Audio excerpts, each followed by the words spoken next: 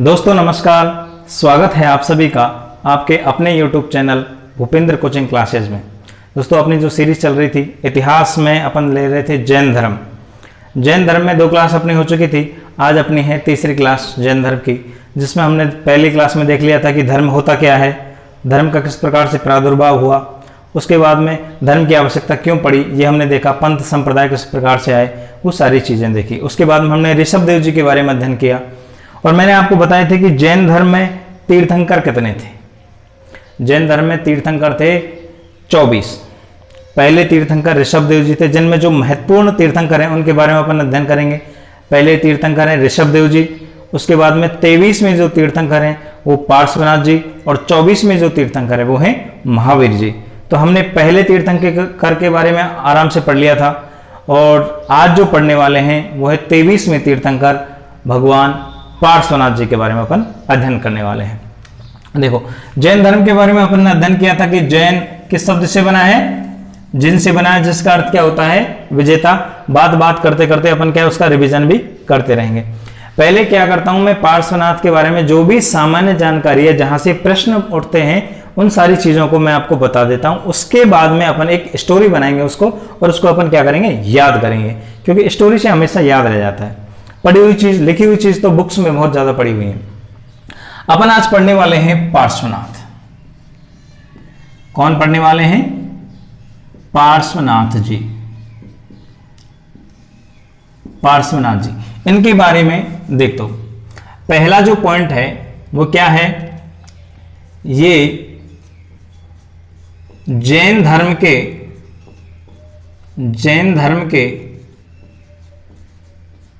23वें तीर्थंकर थे।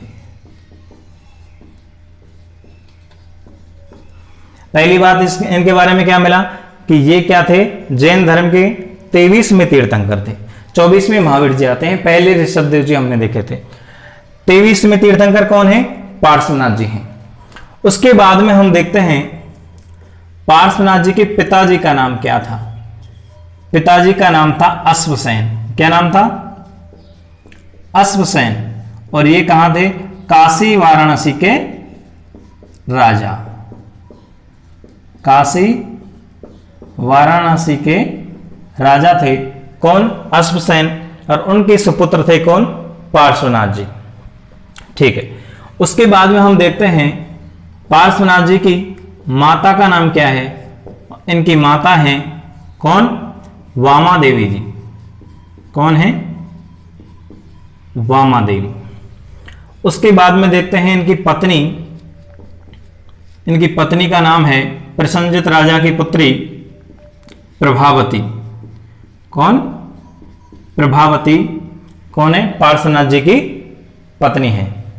उसके बाद में एक प्रश्न बनता है यहां से कि किस उम्र में इन्होंने अपना गृह त्याग किया था। तो गृह त्याग, यदि हम बात करते हैं गृह त्याग, इन्होंने गृह त्याग किया था 30 वर्ष की अवस्था में। कौन सी अवस्था में? 30 वर्ष की अवस्था में। उसके बाद में इन्हें जो तपस्या की थी वो तपस्या कितने दिन की थी? 83 डेज, 83 दिन इन्होंने तपस्या की थी। और उसके बाद में इन्हें क्या हुआ था? ज्ञान की प्राप्ति हुई थी। ज्ञान की प्राप्ति हुई थी। 83 दिन की तपस्या, कठोर तपस्या के बाद में इन्हें ज्ञान की प्राप्ति होती है और 30 वर्ष में गृह का त्याग कर देते हैं। इनके पिताजी जो है अश्वसेन है, माता वामा देवी है, पत्नी प्रभावती है। 30 वर्ष की अवस्था में गृह त्याग कर देते हैं और ये जैन धर्म के 23वें तीर्थंकर हैं। उसके बाद में एक प्रश्न और एक चीज और देख लेते हैं अपन कि इन्होंने समाज को दिया क्या, जैन धर्म में इनकी क्या भूमिका है। तो जैन धर्म में इनकी भूमिका के बारे में देखते हैं तो इन्होंने 4 अणुव्रत दिए थे। कितने? 4 अणुव्रत दिए थे। 4 अणुव्रत दिए थे। प्रश्न यहां से भी बन जाता है कि अणुव्रत सिद्धांत किससे संबंधित है, वहां धर्मों की डिटेल दी जाती है, तो वहां सीधा बिल्कुल ऊपर से प्रश्न बन जाता है कि जैन धर्म अणुव्रत सिद्धांत किससे संबंधित है। अपन आंसर क्या करेंगे? जैन धर्म। अणुव्रत सिद्धांत 4 अणुव्रत दिए थे जो आगे जाकर के 5 महाव्रत में परिवर्तित हो गए। 4 अणुव्रत कौन कौन से हैं? जैसे पहला है अहिंसा। कौन सा है? अहिंसा। दूसरा है सत्य, तीसरा है अस्तेय, और चौथा है अपरिग्रह। ये इन्होंने 4 क्या दिए थे, अणुव्रत दिए थे। उसके बाद हम देखते हैं प्रतीक चिन्ह। प्रतीक चिन्ह, पार्श्वनाथ जी का प्रतीक चिन्ह क्या है? अपन इसको बोल सकते हैं सर्प, ऑप्शन में ये भी आ सकता है फणदार सर्प,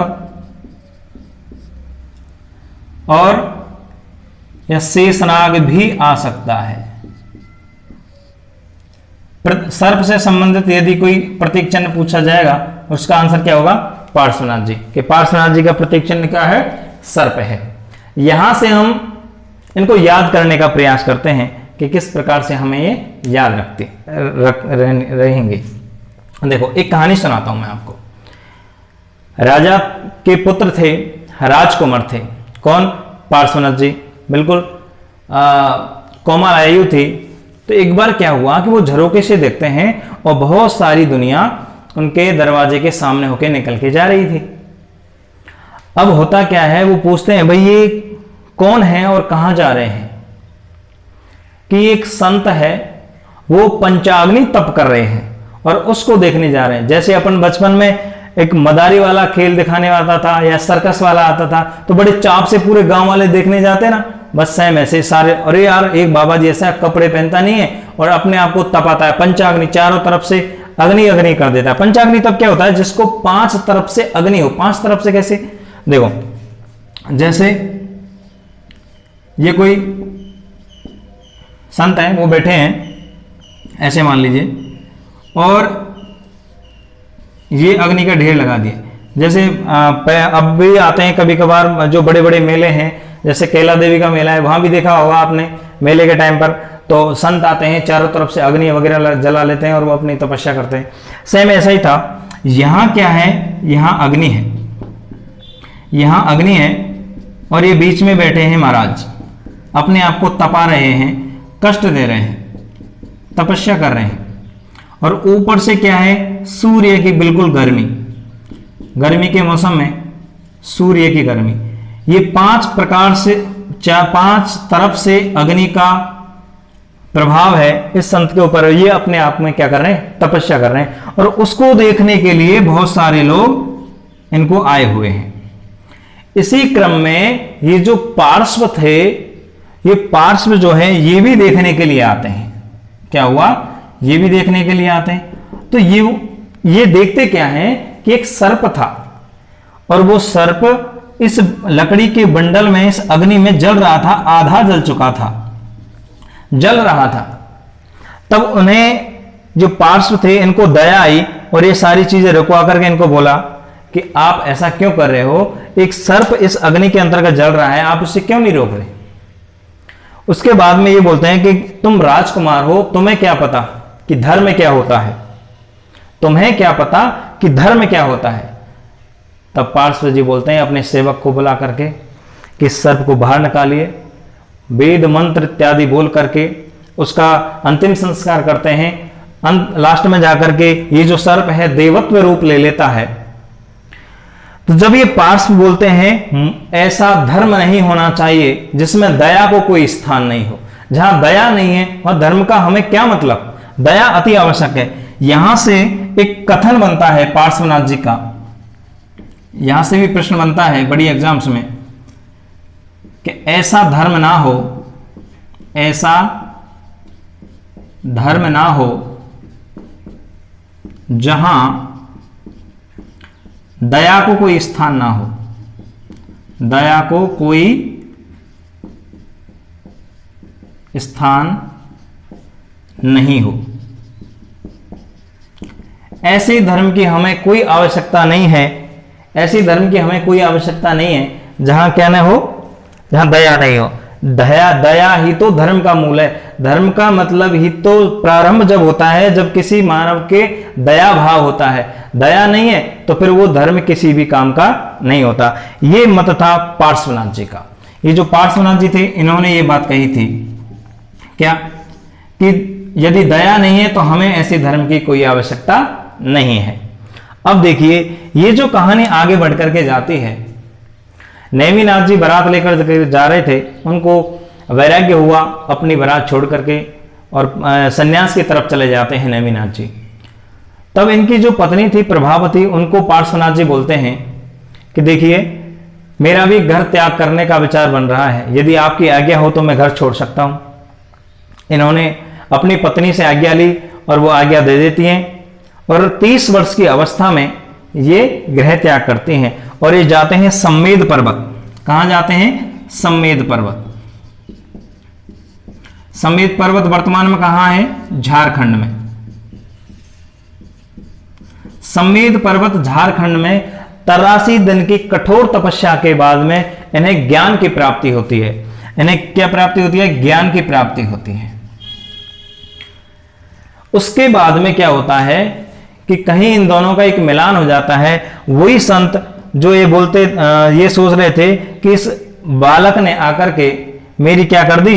तपस्या भंग कर दी और मेरी इज्जत जो है वो सभी लोगों के सामने नीचा दिखा दिया मुझे।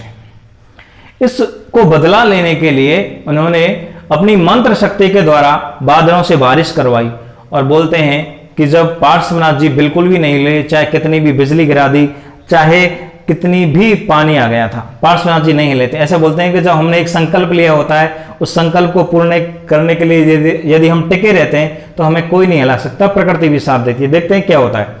उसमें होता क्या है कि वो पानी यहां तक आ गया था। जब वो नाग था, भलाई किस प्रकार काम आती है, वो जो नाग था जिसने देवत्व रूप लिया था, वो आ गए और नीचे कमल का फूल लगा दिया उस पार्श्वनाथ जी के, और उनका जो स्तर है, जल का स्तर नीचे हो गया और उनको ऊपर उठा दिया और वर्षा से रक्षा करने के लिए पार्श्वनाथ जी के ऊपर फणों की छाया कर दी। ऐसा रूप देख करके वो जो संत था वो डर गया। वो संत डर गया, उसको प्रणाम किया। तब उन्होंने क्या बोला? पार्श्वनाथ, यहां देखिए यहां से कितनी अच्छी हमें एजुकेशन मिलने वाली है। पार्श्वनाथ जी ने बोला कि ये जो संत है, इनकी जैसी बुद्धि थी, जैसी इनकी योग्यता थी, ऐसा इन्होंने कार्य किया, अपने हिस्से का इन्होंने अपना कार्य किया। ये जो नाग था इसने अपने हिस्से की सेवा की, लेकिन वो जो पार्श्व थे वो दोनों की तरफ तटस्थ रहे, ना तो उसको अच्छा कहा ना ही उसको बुरा कहा, कि सब अपने अपने कर्म कर रहे हैं। कभी भी ये अपने स्तर से नहीं सोचना चाहिए। उनका कहने का मतलब ये था, पार्श्वनाथ जी का उनका मतलब ये था कि सामने वाला क्या सोच रहा है, इस विचार को ध्यान में रखकर भी हम दया का भाव ला सकते हैं और उसको माफ किया जा सकता है। इस प्रकार हमने पार्श्वनाथ जी के बारे में जितने भी प्रश्न बनने हैं एक कहानी के माध्यम से घुमा करके, ये जो सर्प था उसी के आधार पर हम क्या प्रतीक चिन्ह क्या मानते हैं? सर्प मानते हैं। मुझे लगता है कि आप अभी भूलोगे नहीं। फणदार सर्प या शेषनाग कुछ भी आ सकता है। पार्श्वनाथ जी 23वें जो जैन धर्म के तीर्थंकर थे, इनके पिता अश्वसेन थे। काशी जो वाराणसी है वहां के राजा थे। माता वामा देवी थी और जो पिताजी माता वामा देवी है, पिताजी अश्वसेन है, पत्नी प्रभावती थी। इन्हें घर त्याग कौन सी अवस्था में किया था? 30 वर्ष की अवस्था में इन्होंने गृह त्याग किया था। उसके बाद में तपस्या 83 दिन की कहाँ? सम्मेद पर्वत झारखंड में, और इन्हें ज्ञान की प्राप्ति हो जाती है। 4 अणुव्रत सिद्धांत दिए थे। यहां से प्रश्न बनता है 4 अणुव्रत सिद्धांत कौन कौन से? अहिंसा, सत्य, अस्तेय, अपरिग्रह। इनके बारे में हल्का सा बता दें। अहिंसा मतलब मन सा वाचा कर्मणा, मन वचन और कर्म से हिंसा नहीं करना, और सत्य बोलना, चोरी नहीं करना, और आवश्यकता से अधिक वस्तुओं का संग्रहण नहीं करना। ये इन्होंने व्रत दिए थे। उसके बाद में 5वां जो महाव्रत देते हैं वो महावीर स्वामी देते हैं, 5वां महाव्रत। ठीक है। उसके बाद में हम देखते हैं कि हमने पार्श्वनाथ जी का अध्ययन कर लिया है।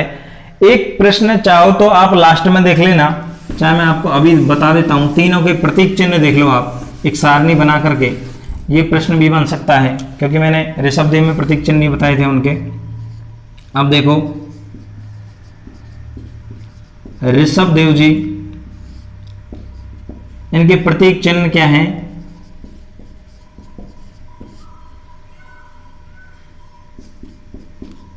इधर बना लेते हैं तीर्थंकर और इधर बना लेते हैं चिन्ह। इनके प्रतीक चिन्ह क्या है?